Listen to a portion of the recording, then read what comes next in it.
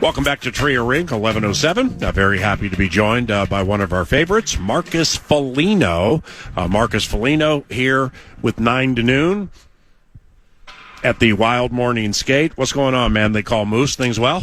Things are great. How you doing? Good. Things are good. Thanks for stopping by and helping us. Let's get absolutely. Let's get hardcore question. Anything for you. Hardcore question du jour. That's nice of you. Hardcore question du jour out of the way. Keys to beating the Jets this evening.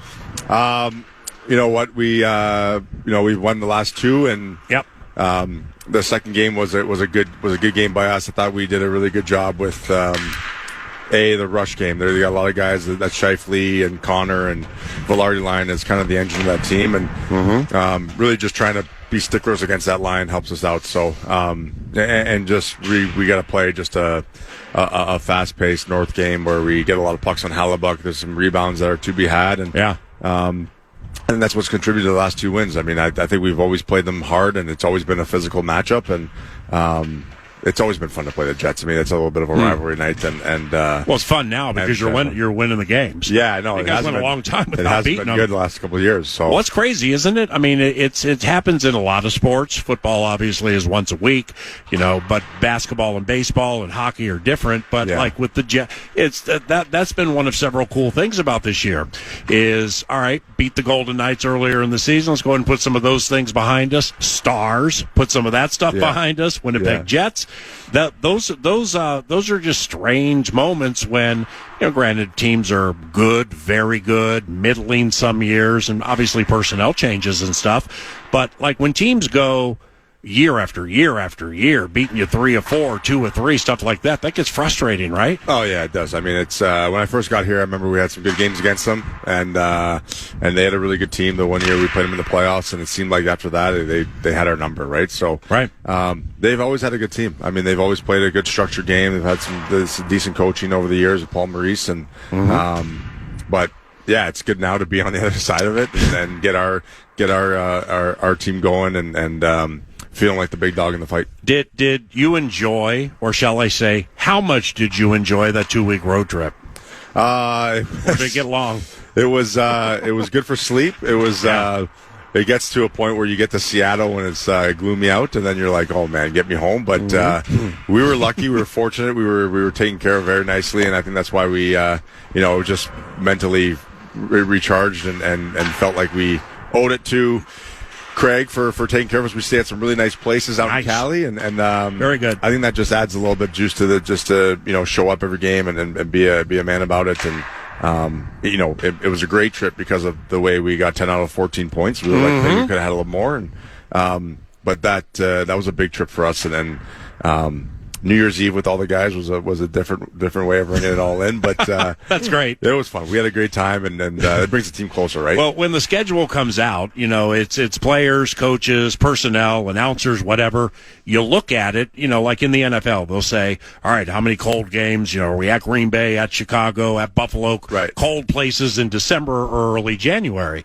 For you guys, playing here in Minnesota and you being from Buffalo, that schedule comes out for the next season. Is the first thing you look for is when and how many do we have the Anaheim, LA Kings, and how many days between? I'm not even going to BS you. Yeah, that's one thing that, especially when you get older, you're like, can I get some vitamin D here? Yeah, right. Is there two days in between Tampa and Florida? So, yeah, you definitely look at the schedule and you pick your spots and you try to say, oh man, this is going to be a great trip, or you say, what the heck, the guys on a back-to-back in these places, this sucks. So it's definitely something now that when the schedule comes out, I'm eager to look at it. Okay, now how far ahead? Okay, you got Winnipeg tonight, KFAN 7:00.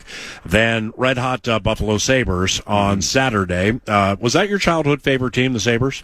It was, yeah, growing up, being born there and everything. Too, right, so that's a 12:30 Eastern game, 11:30 Cornfields.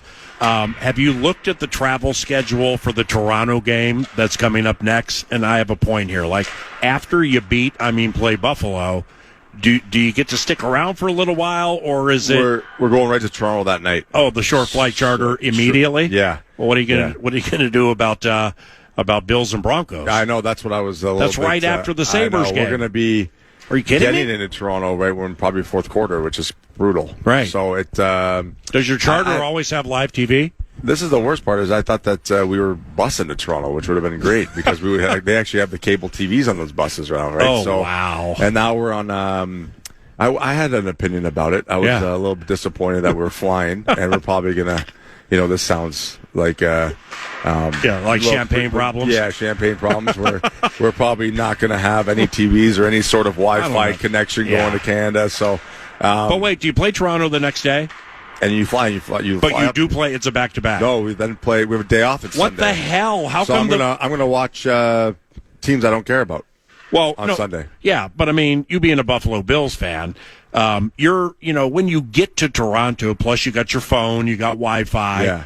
But I mean, games are on so many goofy channels these days. Right. It's like, let me guess, this one's going to be on Paramount. So now I got to sign up for this. So I got to put my $13.99 on this for just to make sure I cancel it before it hits me again.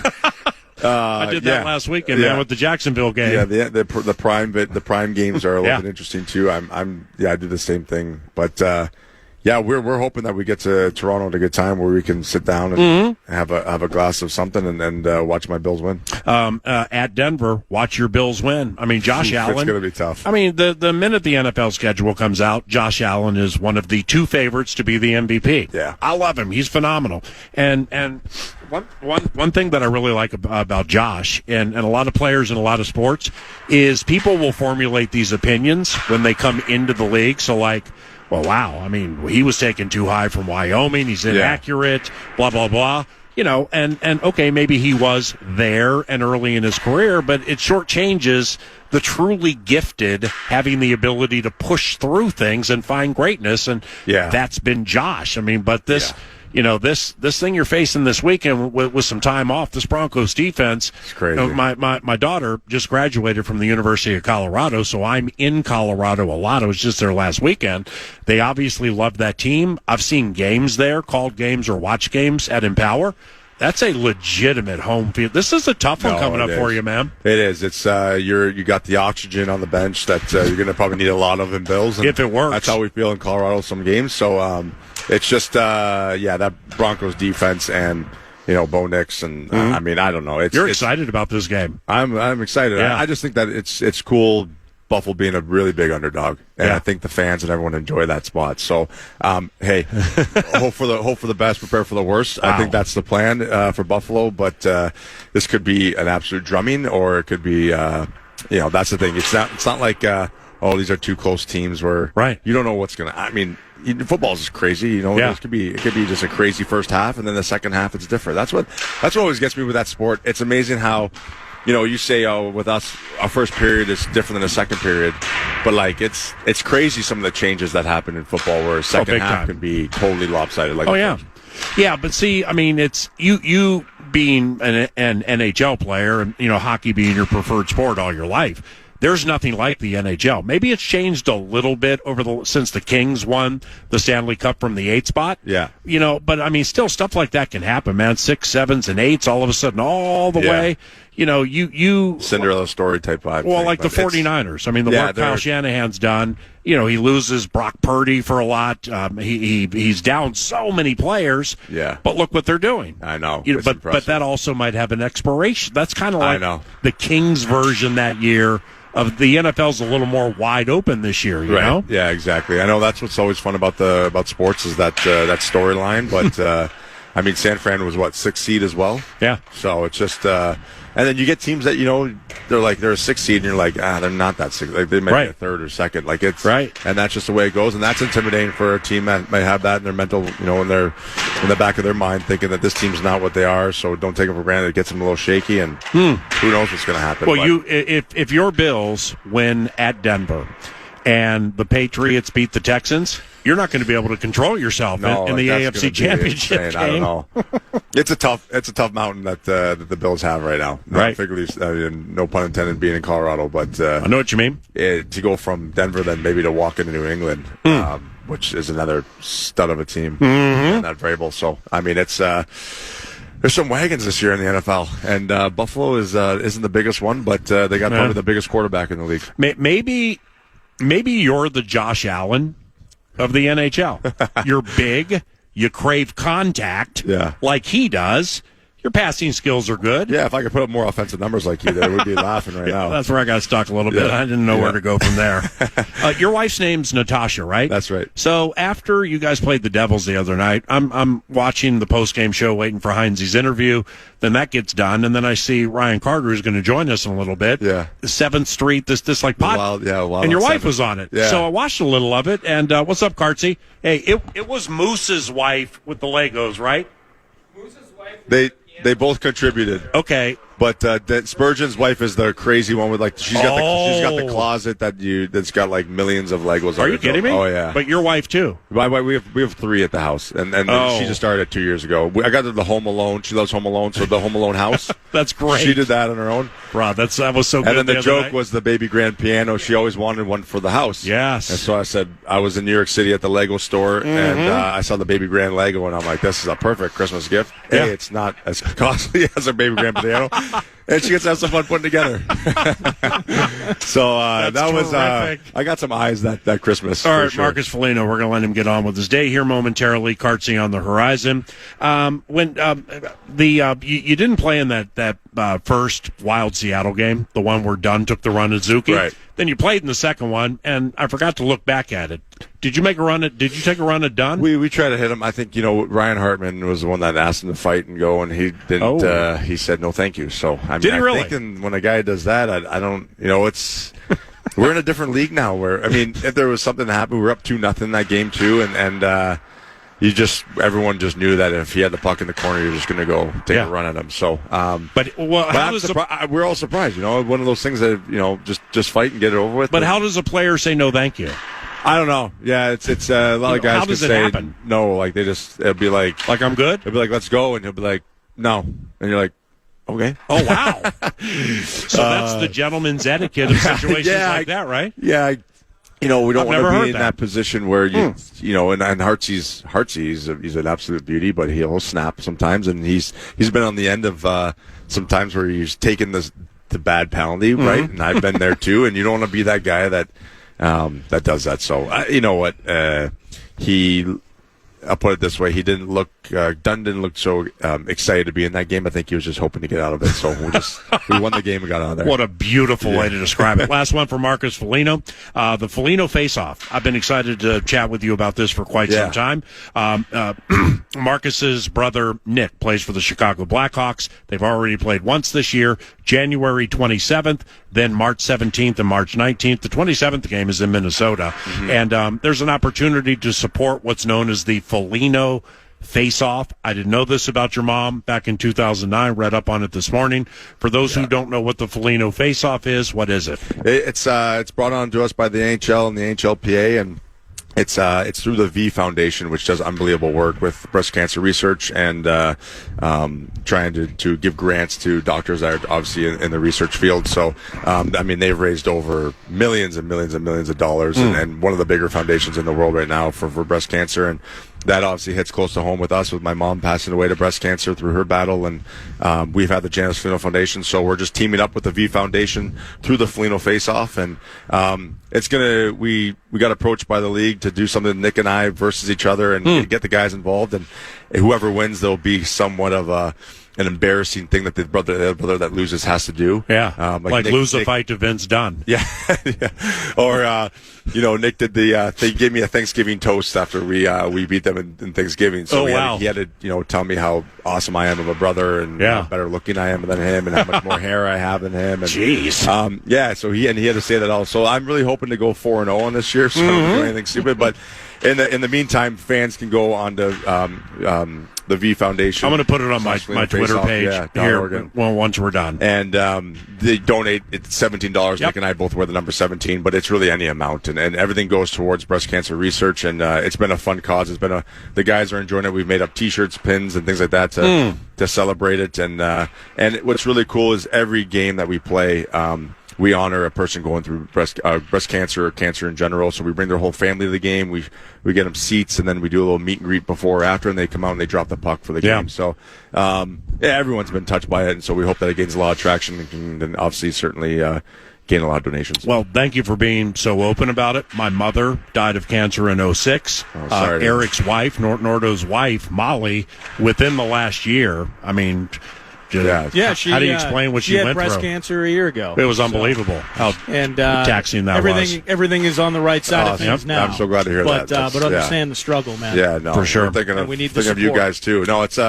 it's mothers, your mom, man. Mothers and are special people. So it's Indeed. When you lose them, it's just and then you don't realize the hockey world's, we're so lucky in sports worlds, right? How many people can reach out to you, and we've been fortunate. So this is our way of doing it as well. Man, you're awesome. You guys are great too. Have a good game tonight, brother. Yeah, go Bills. Go Bills. Go Bills. I can say that the Vikes. I Bills. always say Vikings. Bro, go Bills. But we're good.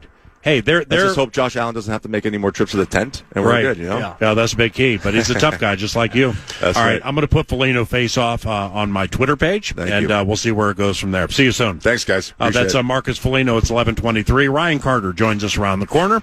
But first, here comes Devin with that cash thing. The Fan wants to give you a shot to win some bonus bucks with our national cash contest. Enter the keyword friend at KFAN.com now for your shot at winning. That's keyword friend. Enter it now at KFAN.com. Fan.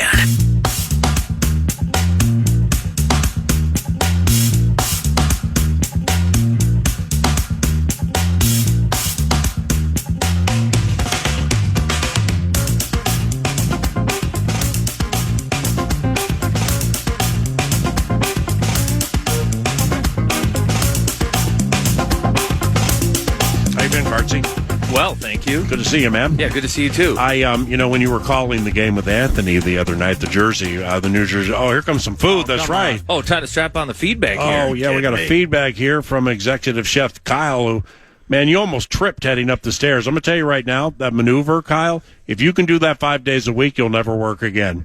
I mean, that was acrobatic and beautiful. What do you have here? Go ahead and yell it. We got some pierogies. It's a new offering. Pierogies, nice. Club level? Yeah, club level, section C22, St. Paul Pierogi Company. Right. Well, thank you very much. Good seeing you again, brothers. Great Yeah, being that's back. awesome, man. Appreciate Thank that. you. The executive chef delivering food for Vox in the Box. Should note that he's got the coolest apron in town too. Oh, yeah. Are those new? Are those bad boys It's new? like It is pretty fresh. It's like a recycled jersey into an apron. Nordo's a grilling snob, and he's really, really good at it. I mean, how much do you want an apron like that? I will Venmo you $100 for that thing right now. And I just turned 60 last week. I'll either write you a check or send it via Zelle. Yeah, do you have Zelle? The dude. Or a carrier pigeon, all right? Anything else you want to get out there to the crowd? No, not at all. Come down to the game. We're having a great time. Team's doing awesome. And excited to be here. I'll bring aprons next time. There you go. We're going to be here frequently. Good seeing you. Yeah, thank cheers. you. Appreciate the pierogies. Thank you very much. Always, I love them, man. Do you like them with sour cream and like onions? Yeah, me too. It's classic caramelized onion, sour cream. Oh, come yes. on. Yeah, we make them all the time in my house. It's like a baked potato. Oh, bro, I'm going to eat that. Okay. Yeah, I'm going to go caveman on that. All right. Thank you, brother. Second level? Yep, club level. Club level. Club Thank you level. very much. Dude, you know what? This is Nice. funny because it's starting to happen right now too. Yeah. Intermission during the games, there's like little snacks in the press box, so sometimes I'll have them. But now I've had to stop because like I'll start salivating too much, and then you're back on, and it's just swallow after swallow. So it becomes a problem. Now all of a sudden I'm sitting here. He brought up all this great food. It smells great behind me. Now I'm salivating. So if I have to swallow a lot the next couple of minutes, you guys will know why. My No, apologies. totally get it. Well, yeah, I mean, it's Nordo and I get each other that way. Where if I'm trying to send out this Marcus Foligno charity related tweet, so if I'm doing that during a segment, Nordo will pick up on it. It's like a teammate thing. I mean, you know that from when you played, or like That's when you called were chemistry. Chemistry. So he'll talk longer or ask another question. Yeah. So if you want to get into one of those pierogies, go ahead, man. feel We'll ask a question so long it'll make Barrero blush. Okay. I like it. You guys are good verbally, but the nonverbal communication Nonverbal. is just as good. Yeah, well, I mean, that's beauty's in the ear of the beholder. We're on You know what I mean? we're on the tarmac directing traffic. Oh, We got yeah. hand signals. We also live kind of life in the 5-minute break world of things. Yes. Where typically if I'm at home, I'm not smashing food like it's the last meal I'm ever going to eat. Yeah. But I can put down everything that's on that table there in one break. But when you do And I would- radio, as long as we have, it's life becomes a radio schedule. Yeah. So, like, you start having a conversation with somebody, and then 18 minutes into it, you got to say, all right, honey, we'll be right back. And then you walk away for 5 minutes, then you come back. All right, welcome back. What were we talking about? Hey, sweetheart, you're listening to the fan. Yeah, and then you're talking about, like, a microwave. You know, the microwave's on the fritz. All right, well, can I tell you about Steve's Appliances and stevesappliances.com? Let's go to the website right now. Honey, hit shop deals. And look, we're going to save $200. Steve's Appliances providing us our marathon relationship and segment. We'll be right back. Then you leave the room again. Come back 5 minutes later. It's just beautiful. Just reset. I'm speaking with Molly Nordquist here in Chaska. Playing Covenant catch up on the NHL to a certain extent with not the Wild, but like NHL wide, with the Viking season having just ended. Just to get into the nuance of things and stuff like that. You intimated something 3 times on the television the other night that sent me right to the interweb machine about Dougie Hamilton. All right, now I'm not going to claim I'm like a Dougie Hamilton lifetime fan and I got a game-worn sweater. I know who he is. He's been good for many years. You're talking about the healthy scratch stuff.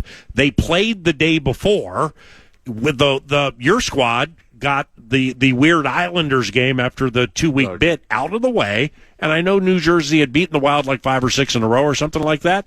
But nevertheless, like you were talking about some behind-the-scenes stuff with the Devils, Dougie Hamilton and some other stuff. You're on your game the other night with the nuance. So I went and read up on it. Couldn't find a ton on it. But did that game surprise you at all with how lopsided it ended up being? Yeah, it did. I think that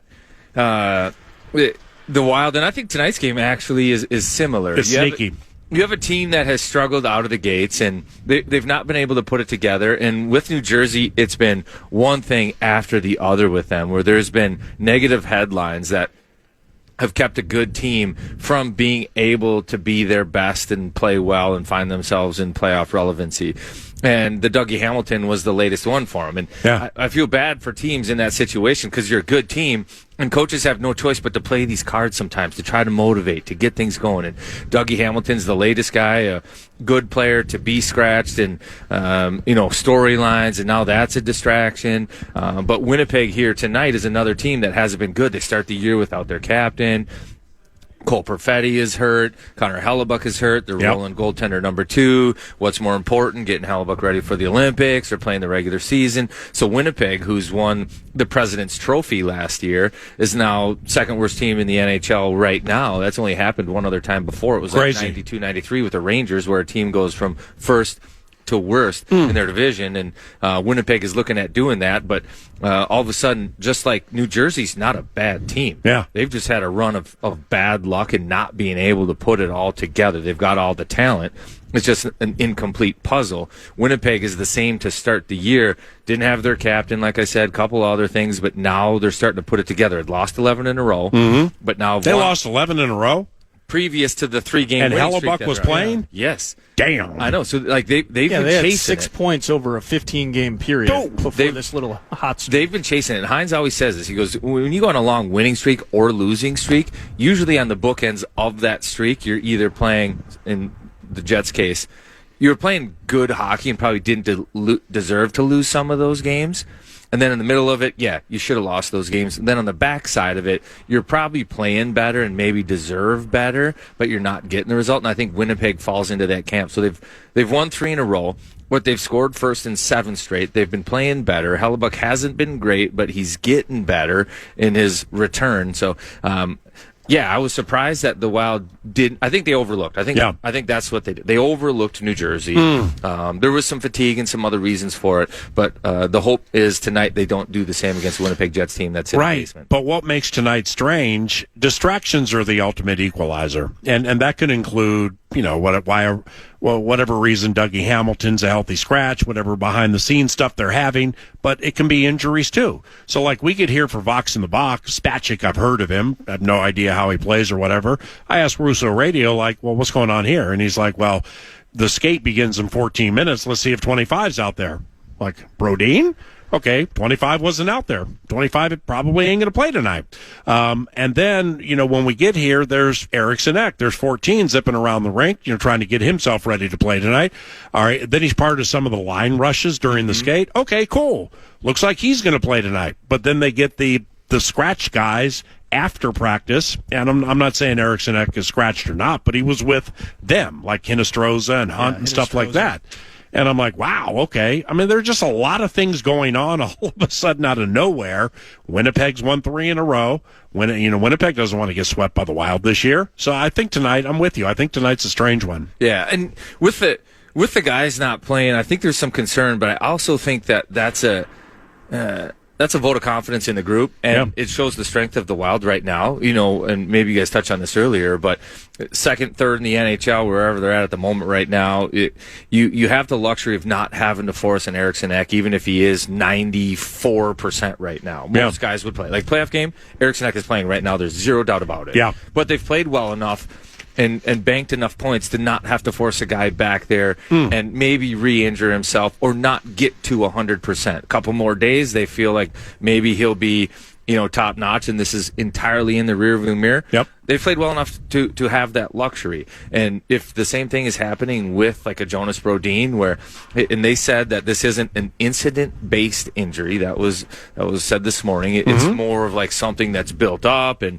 it's nagging, it's not going away. You missed some time about a month ago or so. Yeah. So if they're related, it was now a time to give him some time, and those decisions obviously being made, but it's a luxury to be able to have that time to give those guys. And for us, a couple of outside rubes just rooting for the team to win. He's so important, but we need to get rid of football mentality sometimes, recognizing this is not a once a week game, and you have more than 17 of them. So what you said really truly makes a lot of sense. And he is important. No doubt about that.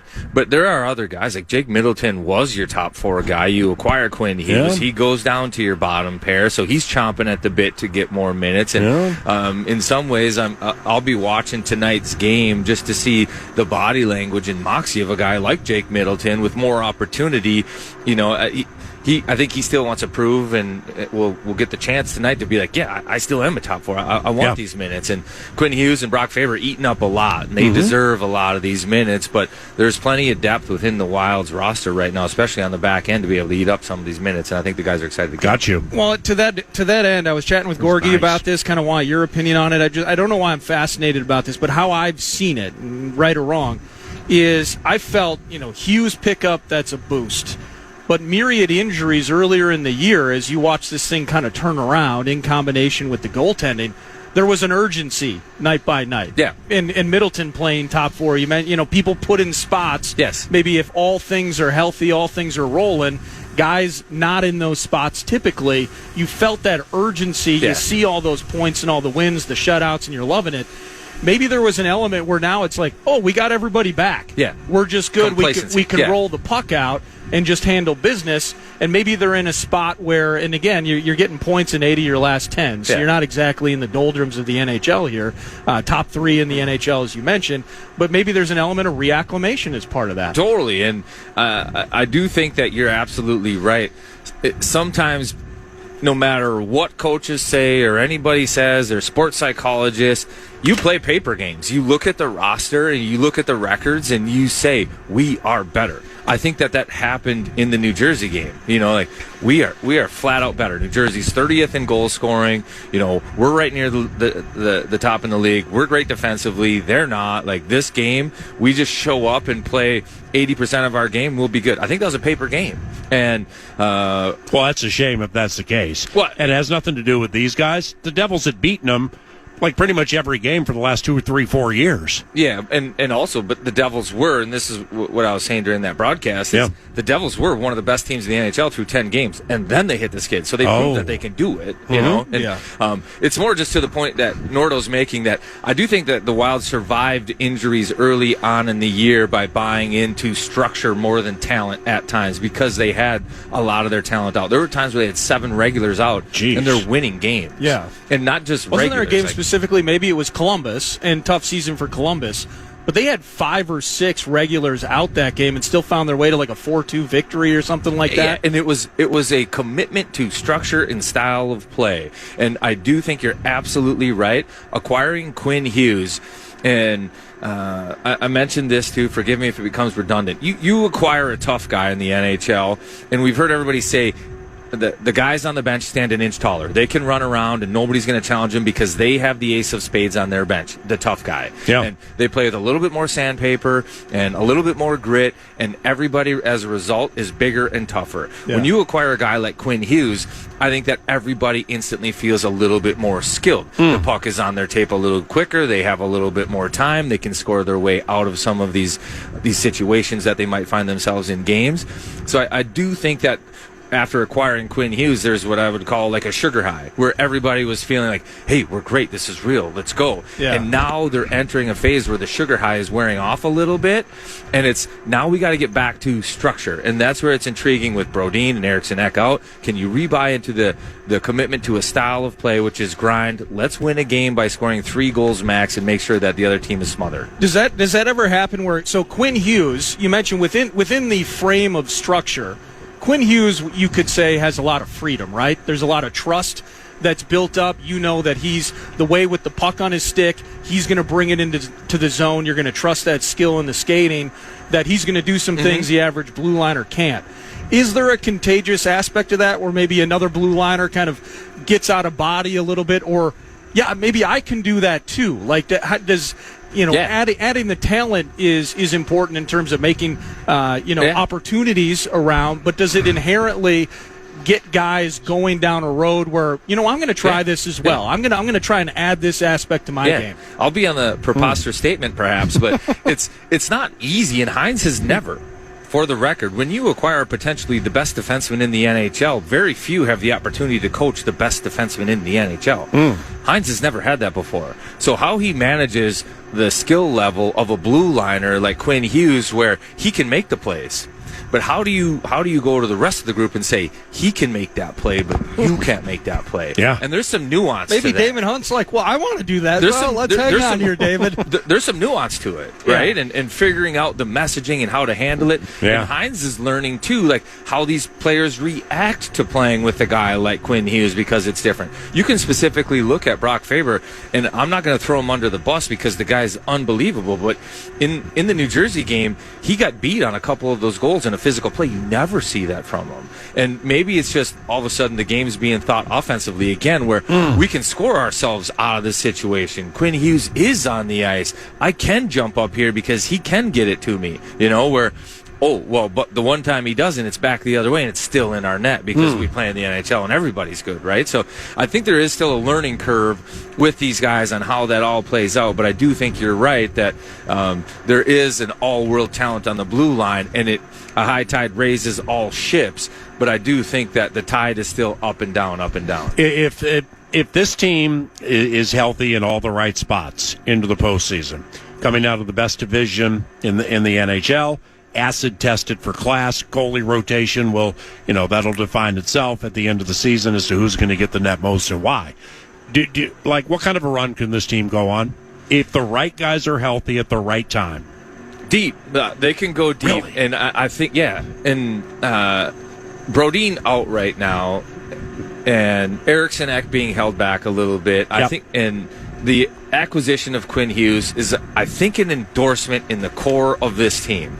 And Zee Bouillon was probably built up as a guy that could potentially be a Quinn Hughes. But you have Jared Spurgeon, 37, Marcus Foligno, 34. You have Brodin in his younger 30s, and you could go down the list. Zuccarello, I think, 36. Maybe he might actually 38. Tarasenko. These guys are in their 30s. Yeah. And it's the core of your group. It's the personality of your group and your leadership group. So we don't have the time necessarily to wait for Bouillon and these guys to be the impactful pieces that they can be. Yeah. That's right. Let's go get it, because our window isn't 2030, it's 2026 to 2029. And so do I think that they can go on a run? Absolutely, 100%. Yeah. And they're in the dog days of the season right now, and it can be challenging to bring your best and your most grind game to the rink every day. They've proven they have that. They're battling back in a lot of these games. They're scoring shortly after goals. So like emotionally, they're still engaged. They still want it. It's not going to be easy, but these are all things that I think pay dividends late in the year. When you prove to yourself you can do it during a tough time, then you need to be able to do it. You have the belief. So I think the group has the talent, the moxie, the leadership, the goaltending, the goal scoring to be able to make a run. Absolutely do. Ryan Carter at Ryan_Carter22. I got that Foligno face-off tweet out at PA on the mic, and I don't know if you noticed it or not. I did it during one of Nordo's questions, and that was the nuance, that was the unspoken teamwork that, like, I don't know, you and Patrick Eliash had in, say, 2012, 2013, 2014. You name him. It was probably... you played with Eliash, right? Yeah, similar between the chemistry between Eliash, myself, maybe Solani and myself in Anaheim. LaPanta and Stay Locked. Yeah, exactly. You got it. Were you there in the Kovalchuk days, too? Yeah, Ilya, yeah. Oh, wow. Ilya, Russian Rocket, right? Yeah, well, yeah, I think... Who was the Russian Rocket?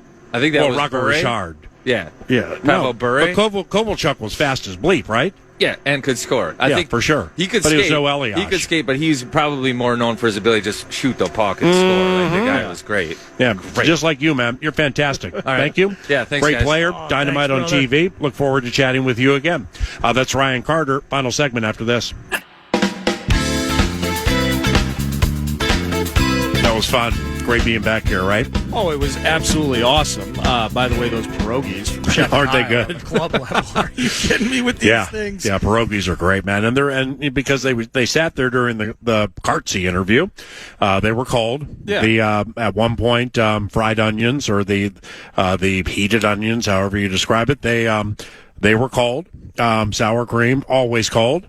And they still were unbelievably good club-level pierogies tonight against the Jets. Man, Kyle does a good job. Well, he does a good job. Now, I think it's unfortunate that he chooses to do this. He chooses to walk from XL Energy Center. You're kidding me. In his jersey apron. He does not. No, I don't think so. But wait a second. They're not They do come over from the X, don't they? I think he comes over because that is so kind that they do that. He's got his Grand Casino Arena duties, and then rolls over here. And that's nice. You don't have to do that, bud. Just super selfless people, and we experience it. Great times, good vibes. With Love the being Vikings, here, and great times, good vibes with Mr. Sickman and Jackson, and everyone treats us really well. I love getting to see Foligno today. Yeah, me too. And he's one of my favorites. Yeah, and he's such a good part of this organization and this squad. And you can feel 2 days off. We saw the morning skate here. Like this team's like ready to freaking get after it against these Jets tonight, man. Boy, I got a line right now.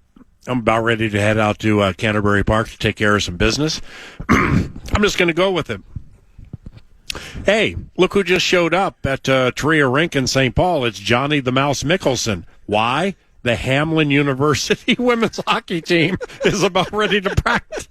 Okay, Mouse, I'm sorry. I love you. Love you to Moosey. Well, Mouse did text me yesterday. Said, "Hey, give me a day heads up the next time you have Olivia King on." I didn't know that. Yeah. Olivia does a good job. Mouse has all her albums. All righty. Thank you very much for listening to 9 to noon today. We feast tomorrow. It's the Friday football. Alec Lewis joins us. Jermaine Wiggins, former Viking and Patriots, on the radio show tomorrow. Chad Greenway joins us out of the gate, plus much more when we feast on KFAN tomorrow at 9. Thank you for listening to Box in the Box at FM 100.3 KFAN. Here comes Common in the program. Thank you very much. God bless all of you. Bye-bye. Podcast today's Paul Allen Show, or listen back to previous show and interviews by going to the iHeartRadio app or KFAN.com.